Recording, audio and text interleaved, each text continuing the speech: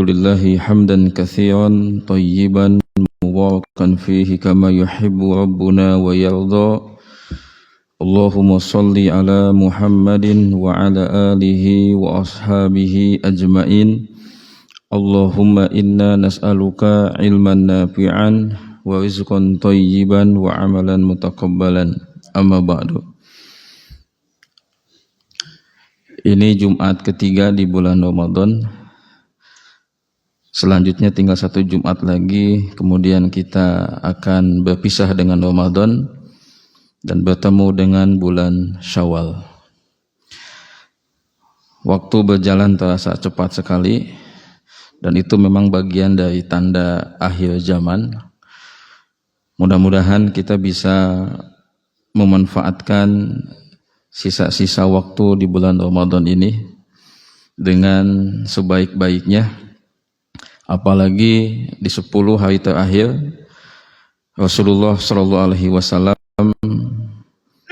lebih bersemangat, lebih giat, lebih hebat dalam hal produktivitas ibadahnya.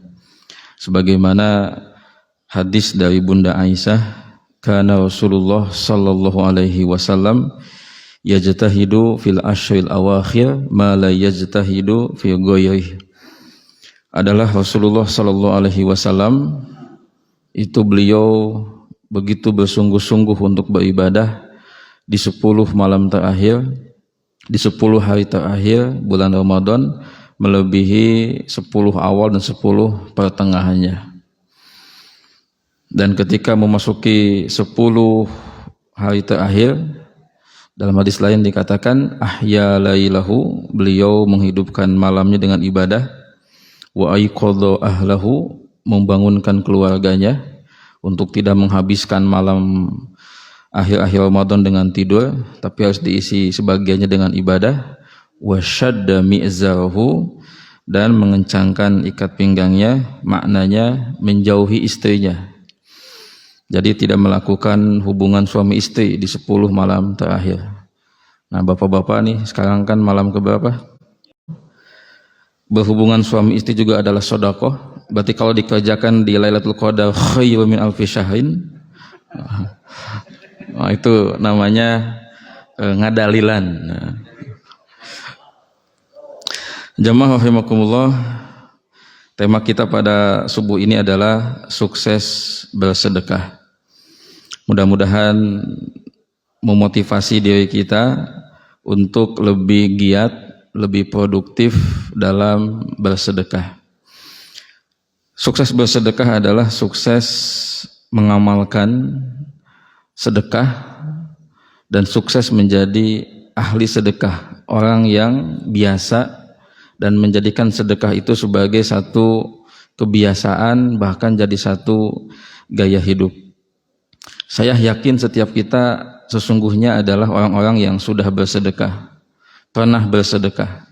Hanya masalahnya satu, apakah bersedekahnya itu adalah sudah menjadi kebiasaan atau insidental saja, ketika ada satu momen, satu kejadian, peristiwa saja, atau memang sudah menjadi satu kebiasaan, satu pola hidup rutin gitu, harian, pekanan, bulanan, tahunan. Yang kedua adalah sedekahnya biasa-biasa atau luar biasa. Kemudian yang ketiga, sedekahnya banyaknya dengan harta atau dengan non harta. Karena kan perbedaan antara sedekah dan infak, di antara teorinya sedekah itu bisa dengan harta dan non harta. Apa dalilnya? Hadis Nabi SAW, kullu ma'rufin sedekah. Setiap kebaikan itu adalah sedekah. Dan ini menjadikan sedekah ini menjadi satu amalan memberi, amalan berbagi yang skupnya luas. Caranya sangat banyak. Al-kalimatu al-thayyibatu shadaqatun. Kalimat yang baik, ngomong yang baik, ucapan yang baik, kalimat yang positif, itu sedekah. Nulis, posting yang bagus-bagus, yang positif, yang benar itu sedekah. Membantu orang mengangkat barangnya itu sedekah. Bahkan dalam setiap zikir yang kita lafazkan itu sedekah. Tasbih yang dibaca itu sedekah, tahmid yang dibaca itu sedekah, takbir yang dibaca itu sedekah, tahlil yang dibaca itu sedekah. Sampai tadi wa fi budni ahadikum shadaqah. Sampai kalian berhubungan suami istri itu juga adalah sedekah. Tabassumuka fi wajhi akhika shadaqah. Engkau tersenyum kepada saudaramu itu juga sedekah. Asal jangan aika batul murah senyum, aika pamajikan sorangan cemberut wae. Atau sebaliknya ibu-ibu ya, ke bapak-bapak yang lain murah senyum, ke suami jemedut. Nah, itu berarti salah alamat lah ya. Kurang proporsional. Karena keluarga itu adalah medan amal soleh utama dan pertama. Jadi kalau ada ajaran tentang dermawan, maka keluarga lah ring satu, pihak pertama dan utama yang kita mesti bersikap dermawan, keluarga itu. Maka kata Nabi, khairukum li ahlihi. Orang yang paling baik di antara kalian adalah yang paling baik kepada keluarganya. Pokoknya keluarga itu adalah medan utama, medan awal. Orang-orang yang kita harus berbuat baik kepada mereka.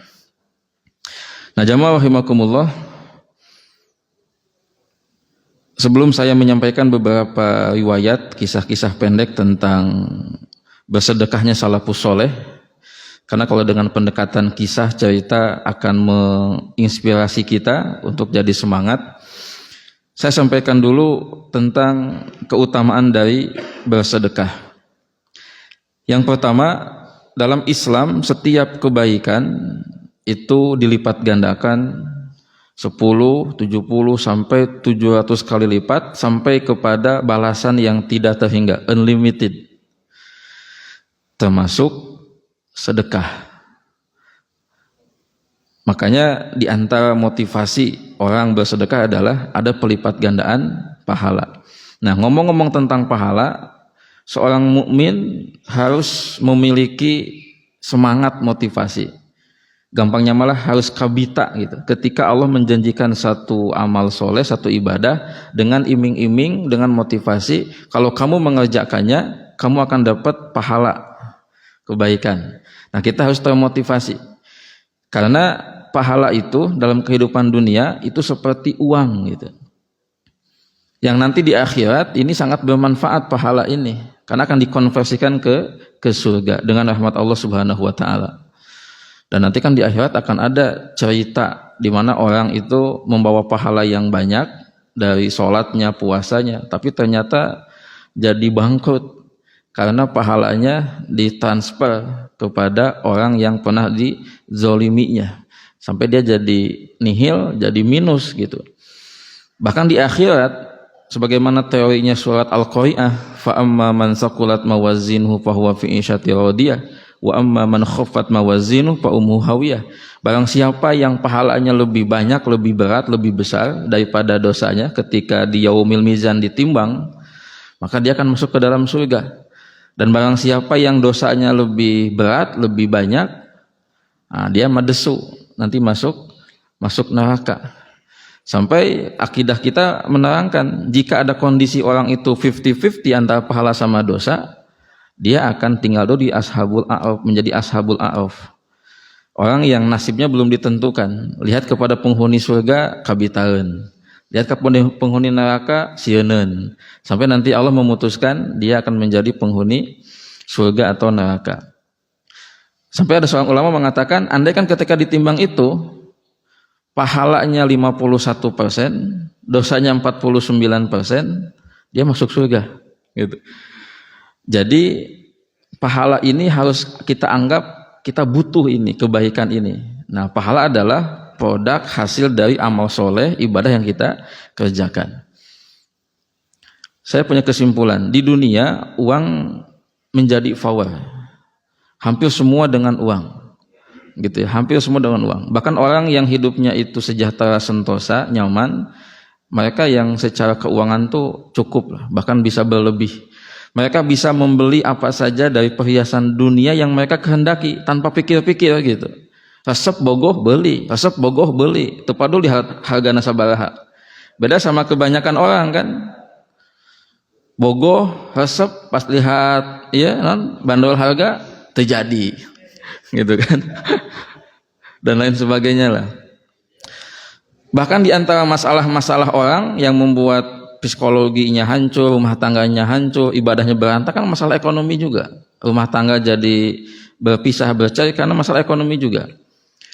Sekitar 2 bulan yang lalu ada berita, ada seorang guru di Malang, dia bunuh diri, bahkan mengajak istrinya juga jadi bunuh diri, anaknya salah satunya bunuh diri. Ketika diinvestigasikan ternyata masalah pinjol gitu. Jadi di kehidupan dunia ini uang ini punya peran pengaruh yang besar. Dan betullah kata-kata Umar bin Khattab, izzud dunya bil mali, kemuliaan, kesejahteraan dunia itu dengan harta. Gitu. Nah, di akhirat beda ceritanya, beda rumusnya, beda kaidahnya. Di akhirat mah pahala yang menjadi peran pengaruh yang paling besar, yang menjadi power. Tadi teorinya surah Al-Qari'ah. Di akhirat harta, uang, duit itu nggak berperan, nggak berpengaruh, nggak bermanfaat.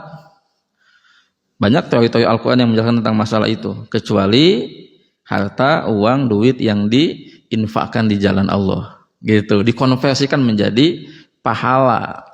Nah, ini mindset yang harus kita mulai bangun. Nah, jadi seorang mukmin sejati sebetulnya melihat butuh harta, butuh pahala, butuh amal soleh, butuh duit, butuh pahala. Nah, ini karena tadi dua-dua ini menjadi salah satu pengaruh kebahagiaan dalam dunia dan akhirat. Ini keutamaan pertama. Yang kedua adalah Islam mengajarkan tentang mindset bersedekah, bahwa manaqasat malun min shadaqatin. Harta yang dikeluarkan untuk bersedekah itu tidak akan berkurang, tapi justru akan bertambah. Ini untuk kita meyakini teori itu, hadis itu, ini perlu proses. Karena di antara alasan orang bakhil, nggak mau infak sedekah, apalagi sampai ke level wakaf, itu karena berpikirnya kalau saya keluarin uang saya berkurang. Itu mindsetnya. Nah, Islam ngajarin harta yang engkau keluarkan, infakkan, sedekahkan, itu tidak akan berkurang, justru bertambah. Nah, yang menarik, ada seorang teman, dia senang membahas, mengkaji tentang masalah finansial. Dia mengomentari salah satu ceramahnya Ustadz Khalid Basalamah, bahwa Islam nggak ngajarin nabung, tapi ngajarinnya sedekah, gitu. Bahkan Ustadz Khalid dalam videonya itu mengkritik ungkapan hemat pangkal kaya. Jadi kalau ingin kaya sedekah. Nah, sama teman saya ini coba dianalisis ya. Kemudian ada kritikan. Yang pertama, nabung sama sedekah itu jangan dibandingkan, diadukan, tapi mesti dikolaborasikan. Jadi seorang muslim itu dia harus bersedekah juga harus nabung. Gitu. Itu pandangan teman saya itu. Jadi jangan dianggap nabung ini lawan sedekah, gitu. Nah, ternyata pas saya pelajari beberapa riwayat, saya menemukan ada dasar dari alasan teman saya itu bilang, yaitu orang yang menyimpan uang, nabung, tapi tidak ada niat untuk nanti mengeluarkan sebagai sedekah dan lain sebagainya, itu dikecam sama Allah. Tapi bagi orang yang menyimpan, menabung untuk nanti kebutuhan pendidikan dan lain sebagainya, dengan ada niat nanti untuk mengeluarkan sebagian dari uang tabungannya buat bersedekah, ketika nanti ada satu kondisi di mana orang butuh, dia siap mengeluarkan, itu nanti termasuk harta yang akan diberkahi sama Allah Subhanahu wa Ta'ala. Nah, jadi saya cenderung setuju dengan pendapat teman saya. Jadi nabung itu boleh, bagus, tapi niatnya apa? Nah, niatnya apa? Kalau niatnya hanya untuk menumpuk-numpuk harta, nggak mengeluarkan, sampai kepada diri sendiri pun pelit, gitu kan? Entah jajan, bajunya eta-eta wae, gitu kan? Tapi duitnya banyak itu. Sampai pas garing pun nggak mau ke rumah sakit. lebar duitnya gitu kan. Dan ini kan ada satu kisahnya, saya nggak tahu ini fiktif atau non fiksi. Ada seorang ibu-ibu ngumpulin hartanya gitu terus, tapi pelit kepada sama dirinya sendiri. Sampai uangnya itu wah banyak gitu. Nah, takdir datanglah serangan jantung sama si ibu itu. Nah, matilah. Nah, si suaminya nikah sama si pelayannya. Gitu. Kan uangnya jadi warisan si suami kan? Kata si pelayan perempuannya, berarti Pak selama ini ibu ngumpulin duit buat saya ya, gitu ya, bukan buat si ibu itu gitu. Nah, itu jadi kepada diri sendiri pun pelit. Nah, itu jangan sampai seperti itu. Nah, itu dikecam itu. Ngumpulin duit, disedekahin tidak, dipakai buat pribadi juga tidak, bahkan buat untuk sekedar tadi makan minum pun dia sangat pilih-pilih, lebar duit lah dan lain sebagainya. Nah, jangan sampai kita seperti itu. Jadi keutamaan kedua, nah kita harus punya satu keyakinan mindset bahwa sedekah itu tidak mengurangi harta. Justru itulah harta kita yang sesungguhnya menjadi tabungan nanti di akhirat. Nah, yang ketiga, keutamaan dari bersedekah adalah sebagaimana hadis Nabi Shallallahu Alaihi Wasallam bahwa setiap orang itu nanti akan bernaung di bawah sedekahnya, gitu. Nanti di akhirat, di padang mahsyar, di yaumul hasri, itu setiap kita akan bernaung di bawah sedekahnya. Jadi yang sedekahnya bagus, sedekahnya banyak, nanti tempat naungannya juga jadi semakin besar, sehingga dia tidak akan kepayahan, kepanasan ketika di padang mahsyar, gitu. Nah, perumpamaan dari naungan itu adalah gambarannya, analoginya adalah ketika upacara di hari yang begitu panas, ada peserta itu yang tanpa tenda gitu kan, tanpa podium. Nah, ini mah ada nih kelas-kelas VIP nih, pakai tenda, duduk di kursi. Nah, orang-orang yang rajin sedekah, giat sedekah, itu pas di padang mahsyar saat matahari didekatkan jaraknya 1 mil, orang banyak kepanasan. Nah, orang-orang yang suka bersedekah mah dia adem aja gitu, kayak dapat payung gitu. Gitu. Kalau yang lain mah ya kepanasan, sampai ada yang si keringatnya itu sampai ke tumitnya, lututnya, pinggangnya, sampai ke telinganya, sampai ada yang mau hampir tenggelam. Nah, itu menggambarkan nanti di akhirat amal itu benar-benar berpengaruh. Jadi kalau ada ungkapan kumaha amal, di akhirat itu benar-benar kejadian. Kalau di dunia itu masih bisa relatif, kumaha amalan. Di dunia masih tapi kalau di akhirat benar teori itu kumaha amalan, gitu ya. Baik jemaah rahimakumullah, itu 3 di antara keutamaan sedekah yang mudah-mudahan memotivasi diri kita untuk lebih giat bersedekah. Dengan tadi disclaimer dari saya, setiap kita sesungguhnya sudah bersedekah. Hanya tadi masalahnya ada yang insidental, ada yang sudah rutin gitu ya. Dia sudah punya peta sedekahnya, ke siapa, kemana, berapa alokasi bulannya gitu. Yang kedua, masalahnya kita biasa atau sudah luar biasa. Nah, maksud biasa luar biasa ini adalah kalau biasa ya artinya angkanya pun ya biasa-biasa lah. Jadi seadanya gitu. Kalau luar biasa, nah itu istilah beberapa orang itu sedekah ekstrim gitu. Sudah benar-benar di angka yang fantastis gitu.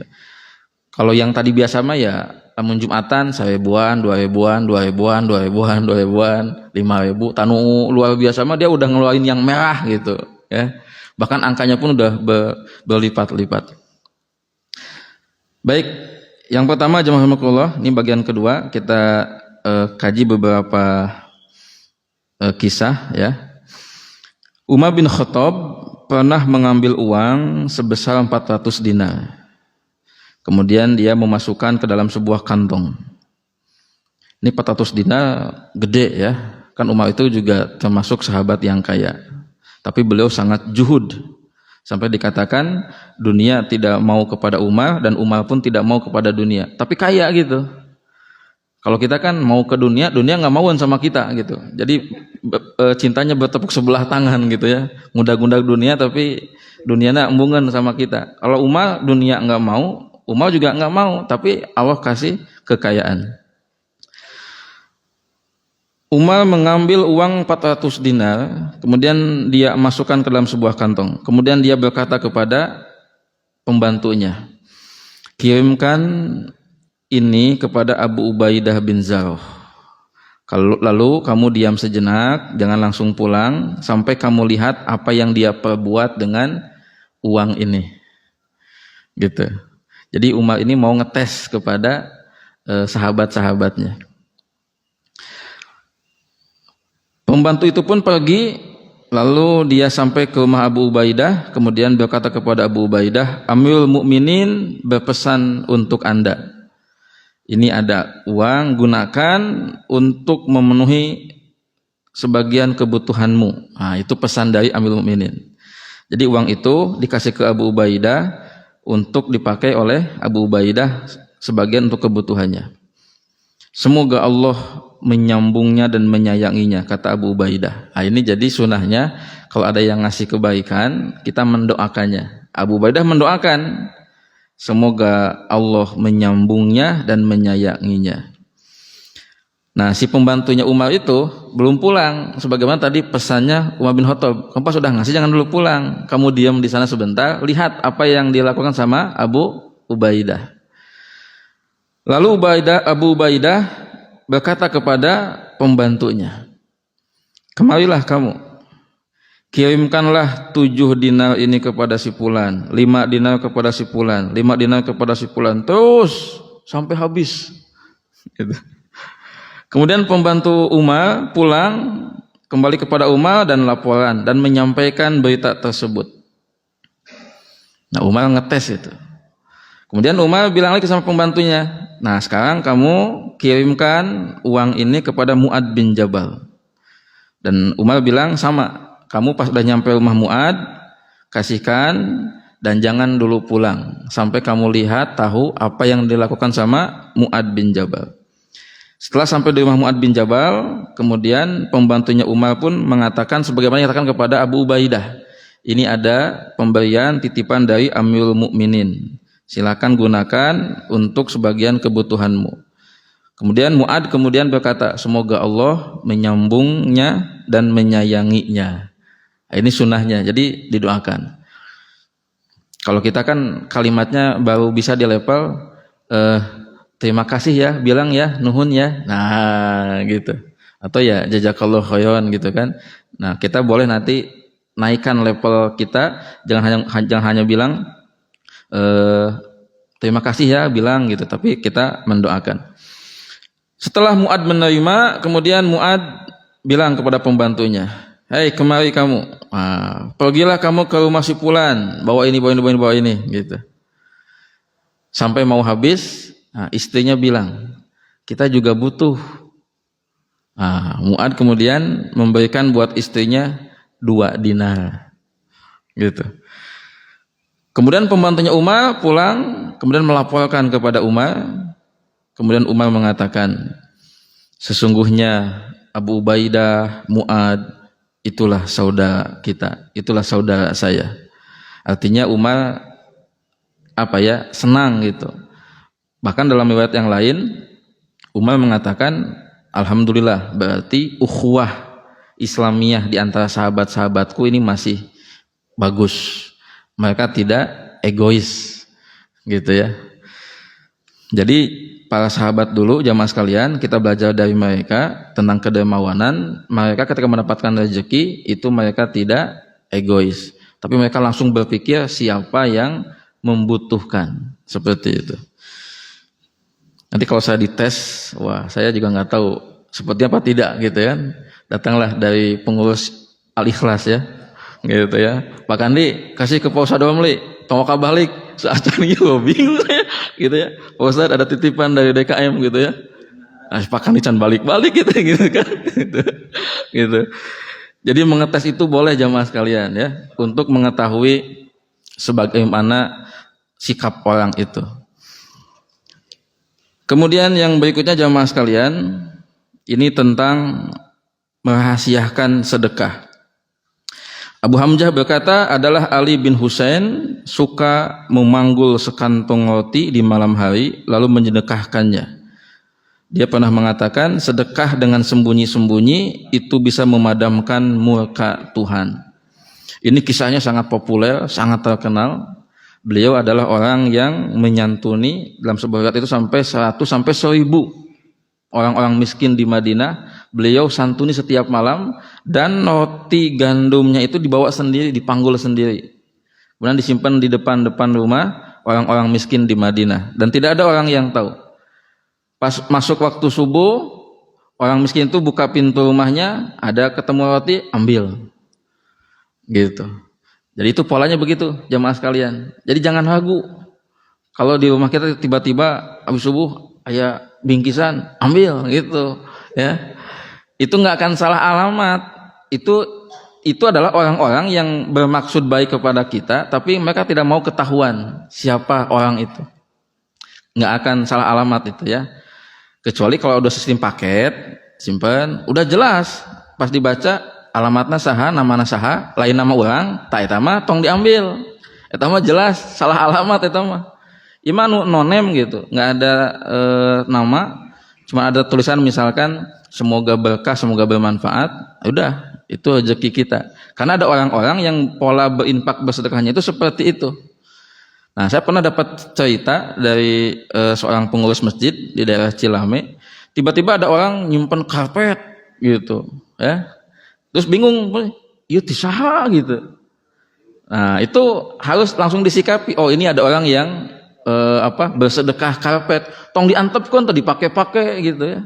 Sampai iya jangan dulu dipakai nih, subhat. Nah, ini salah paham ini, ya. Salah paham gitu. Jadi sedekah itu jamaah sekalian bisa terang-terang, bisa sembunyi-sembunyi. Al-Quran punya teorinya. Kalau engkau memperlihatkan sedekah itu nggak apa-apa, tapi menyembunyikannya itu lebih baik. Tapi ulama mengatakan sedekah yang wajib harus disiarkan, harus diterangkan, dideklarasikan lah, gitu. Tapi kalau yang sunnah-sunnah, nah bagusnya adalah sembunyi-sembunyi. Kalau sikap saya adalah kita harus punya sedekah yang kita terang-terangan, sedekah yang sembunyi-sembunyi. Nah biasanya kan kalau yang sembunyi-sembunyi itu kita di masyarakat kita itu sudah biasa pakainya hamba Allah, ya nggak apa-apa. Tapi kali-kali ya kalau menurut saya cobalah improvisasi umat Muhammad atau coba. Nomor 1 hamba Allah gitu, nomor 2 hamba Allah. Tah pas bapak ibu nulis nomor 3, cing aya improvisasi ya tuh umat Muhammad. Nah kita kan gila aya 2 nomor, tah anu kegenep improvisasi deui. Naon coba umat Islam gitu kan. Terus gitu. Nanti sampai nomor sekian kaidean udah warga komplek Cimareme gitu kan gitu. Nah itu jadi pokoknya mah disembunyikan identitasnya gitu, ya. Itu silakan saja. Tapi yang familiar kan hamba Allah gitu kan, hamba Allah. Nah baik, yang berikutnya mas kalian, ada salafus soleh namanya Khobi bin Khusaim. Beliau tidak mau memberikan sedekah itu dalam bentuk 1 keping roti. Jadi ketika ada orang-orang yang mau minta, nah dia tuh nggak mau memberikan hanya dengan 1 keping roti. Dia mengatakan, saya malu kepada Allah bila saya melihat nanti setengah keping roti dalam timbangan amalku. Jadi maksudnya adalah beliau itu malu kalau infaknya sedikit gitu. Tapi bukan berarti beliau jadi tidak berinfak, tapi beliau merasa malu gitu. Nah saya menyimpulkan kisah ini adalah karena beliau malu, maka beliau jadi menambah lebih besar sedekahnya ini. Nah kita nih kalau coba diadaptasi kepada kehidupan kita sekarang, karena kan kita seringnya itu dengan uang. Nah harusnya kita mulai berpikir 2.000 teh ya gitu. Kuduna mulai berpikir gitu ya. Gitu. Jadi 2.000 itu aduh malu gitu. Nah, itu mah toilet lah gitu kan. Jadi 2.000 itu malu gitu. Walaupun mungkin tadi ya apa daripada tidak ada, ya mungkin dalam kondisi benar-benar tidak ada, yang ada segitu ya segitu. Tapi buat orang-orang yang ada harusnya malu di angka kecil itu, karena nggak sesuai dengan potensi nikmat yang Allah berikan. Dan saya jadi paham dengan satu kalimat, bisa jadi ada orang miskin mengalahkan sedekahnya orang kaya. Karena ada orang miskin bersedekah dengan setengahnya hartanya. Saya kan awalnya agak loading tuh, ini kumaha maksudnya. Ternyata maksudnya adalah, bisa jadi ada orang miskin, dia punya duit 50.000, orang kaya miliaran, tapi orang miskin berani bersedekah dengan 25.000. Berarti kan setengah dari hartanya, gede gitu kan, 50%. Dan bagi orang miskin itu udah luar biasa, karena dia berat gitu.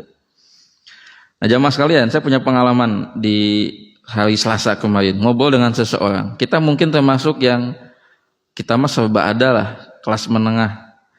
Saya ngobrol dengan orang yang dia untuk beli bakso pun mikirnya seberapa kali gitu.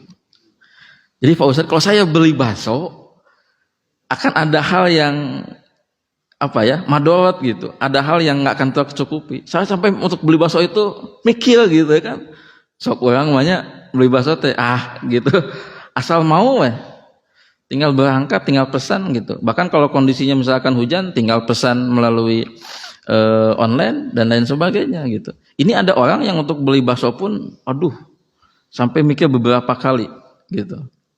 Nah kita jadi harus pandai bersyukur. Nah kemudian jamaah sekalian,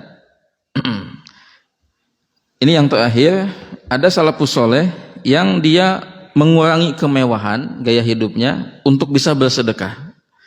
Syubah pernah dilihat sama temannya namanya Qaror Abu Nuh. Kata Syubah, aku pernah ditanya, berapa harga gamismu? Terus kata Syubah, 8 dirham. Kemudian kata temannya itu, apakah engkau tidak takut kepada Allah kalau engkau memakai gamis seharga 8 dirham? Tidakkah lebih baik bagimu bila engkau membeli gamis yang 4 dirham saja? 4 dirham beli gamis, 4 dirham sedekah. Gitu. Jadi dikasih masukan. Karena mungkin dianggapnya terlalu mewah. Nah ini kan juga soal gaya hidup ya. Jadi kalau orang sudah punya mindset bahwa harta yang sesungguhnya adalah harta yang kita infakkan, kita sedekahkan, maka dia akan menjadi orang yang sederhana. Karena kan kalau dalam masalah memiliki perhiasan dunia, itu kan memang sesuai kemampuan. Nah kadang kita berpikir, ini gaya pisan, mobilnya mahal pisan, padahal mungkin yang standar juga bisa. Nah kita tidak tahu apa yang ada dalam pikiran dia dan apa situasi dia. Saya pernah ngobrol dengan salah satu jamaah umroh yang dia tahadus binimah kepada saya. Saya punya motor gede 2 Pak Ustadz, harganya 1, miliar lebih. Kemudian mobil juga alhamdulillah banyak. Nah jam tangan yang dia pakai 8 jutaan ya. Nah dia bilang, kadang saya suka ngahulang Pak Ustadz di garasi teh, nanaonan saya kieu cenah. Gitunya. Cek saya teh, bagus, tapi sayang renungan Anda belum kepada satu kesadaran. Gitu. Nah, terus dia bilang, saya tuh begini Pak, ada maksud gitu. Pertama, circle saya kebanyakan orang-orang elit. Yang kedua, klien saya itu kalau saya nggak begini, nggak respect sama saya gitu. Jadi ada tuntutan gitu. Jam tangan gitu. Jadi kumanya gitu. Ada tuntutan situasi gitu. Jadi kalau saya tidak begitu, saya mungkin sama klien itu nggak akan dipandang. Karena klien-klien saya itu ya para pejabat-pejabat tinggi. Nah kita jadi artinya berpikir positif juga. Kalau ada orang misalkan, gayanya begini, mungkin yang dihadapinya orang-orang yang masih melihat materi itu menjadi penentu. Saya pernah ngobrol dengan Ustadz Budi Prayitno. Waktu itu kami masih di Mi'raj ya. Nah, beliau mengatakan, nanti pas kita datang ke beberapa lembaga instansi untuk membawa proposal program dakwah kita naik mobil gitu. Naik mobil, jangan naik motor, kok ojek gitunya. Itu apa? Supaya punya position, bargaining position gitu. Karena ada orang-orang yang masih melihat dari sisi-sisi materi. Tapi kan Allah mah nggak melihat itu. Iya, itu Allah. Tapi kita ini kan berhubungan dengan manusia. Jadi kita mesti punya siasat gitu, mensiasatinya. Memang ada orang-orang yang sudah Allah itu buka hatinya, itu nggak dipandang lah yang nggak gitu. Tapi ada orang-orang yang untuk membeli hatinya sebelum nanti kita mempengaruhinya dengan kebaikan, ada yang untuk awal-awal itu masih melihat gayanya. Nah, gitu. Jadi si jamaah ini bilang begitu. Saya ini begini karena tadi tuntutan profesi, pekerjaan dan lingkungan saya itu begitu. Kalau nggak begitu udah gitu. Ya untungnya dia mampu gitu ya gitu. Ya untungnya mampu gitu. Karena dia mengatakan harus binima saya nggak punya hutang, Pak, ya. Jadi alhamdulillah gitu kan. Walaupun tadi kadang suka ngahuleng di depan garasi teh, mobil loba, motor gede. Kadang dipakai nggak tiap hari, nanaonan gitu, dan nggak semua mau dibawa secara fisiknya gitu kan, seperti itu. Nah jadi jamaah sekalian, di kisah terakhir tadi adalah tadi ketika kita sadar bahwa ada kemewahan yang kita lakukan, alangkah baiknya sebetulnya jika itu dibagi dua sebetulnya dengan sedekah. Nah, saya kemarin sharing tentang masalah motivasi umroh. Ada pertanyaan dari seorang jamaah, apa hukum umroh berkali-kali? Setahun sekali terus itu. Saya mengatakan, kalau ditanya hukumnya ya boleh-boleh saja. Dan hadis Nabi sesungguhnya menganjurkan itu. Habis haji, ikuti dengan umroh. Gitu kan. Sudah umroh, niatin lagi untuk datang lagi. Jangan, mau itu dia, cukup satu kali. Gitu kan. Saya pernah mengatakan kan, ibadah yang sekali seumur hidup cuma disunatan gitu. Yang lainnya itu kalau ada kemampuan lagi gitu. Nah, jika seseorang berniat mau umroh, di saat yang sama ada orang yang membutuhkan bantuan finansial, menurut saya dia mesti mengutamakan. Nah, dan bisa jadi ada orang yang tiap tahun umroh yang angkanya bisa puluhan ratusan juta. Mungkin dia kurang informasi, kurang masukan, kurang data bahwa ada loh masjid yang belum beres-beres, pesantren yang belum beres-beres, ada keluarga yang terlilit hutang yang sampai sudah depresi mau bunuh diri, ada anak-anak berprestasi yang putus sekolah. Dia mungkin kurang data tuh. Jadi seakan-akan hidup nanti ya nyaman gitu kan. Jadi teka pikiran, coba dikasih masukan. Gitu kan, Pak di sana ada kampung yang gini-gini. Nah kalau belum terketuk juga, ya berarti memang tadi dia masih cenderung ibadah itu istilahnya dzatiyah, hanya untuk pribadi. Bahkan kan ibadah itu ada dzatiyah, ada muta'adiyah. Ada ibadah ritual yang untuk kebaikan pribadi, ada ibadah muta'adiyah, ibadah yang sifatnya berdampak kepada sosial. Nah seperti itu. Wallahu a'lam bishawab. Demikian jamaah rahimakumullah ya, mari kita petakan lagi peta bersedekah kita ya. Ada sedekah harian, pekanan, bulanan, tahunan. Nah, itu harus kita petakan lagi. Semoga Allah ngasih kita hidayah taufik untuk menjadi muslim-muslim yang gemar bersedekah. Tentunya sesuai dengan kemampuan kita. Subhanakallahumma wabihamdika asyhadu alla ilaha illa anta astaghfiruka wa atubu ilaik. Walhamdulillahirabbil alamin. Wassalamualaikum warahmatullahi wabarakatuh.